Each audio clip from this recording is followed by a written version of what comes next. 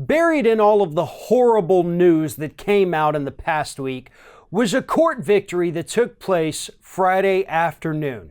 Now, this was a court case that was brought by the group Citizens for Responsibility and Ethics in Washington against Crossroads Grassroots Policy Strategies, which is Karl Rove's political operative dark money group, as well as the Federal Election Commission.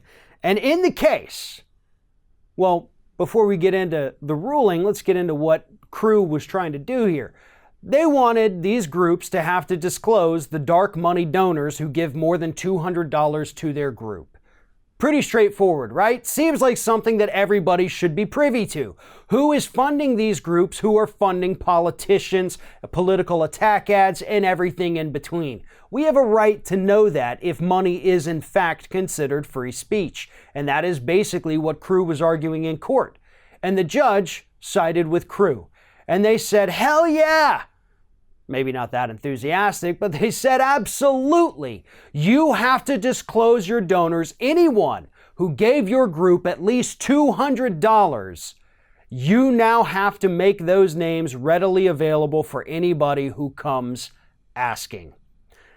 This decision is obviously ultimately going to be appealed, most likely to the U.S. Supreme Court, where it's going to be pretty hard for them to argue that, no, we need to keep these donors' names private. Even the most conservative members of that Supreme Court are going to have a hard time justifying that one, though I'm sure some of them won't even care about trying to justify it. They'll just okay it. But this, right now at least, is a big win for American democracy and transparency and elections. Because it's not going to stop the flow of this dark money. These people who think that they can give their money to these super PACs and nobody is going to know what exactly they're funding. It's not going to stop them from giving, but it is going to stop them from getting anonymity from giving. We have every right to know who is doing this. Because again, the Supreme Court tells us that money is free speech. Okay, well, here's the thing about free speech. We have a right to know who says what, right? So if money is speech, yet they can hide who they're giving money to and who is being given money, shouldn't we be able to disclose that? Shouldn't we have a right to know who is speaking with their money through these political organizations?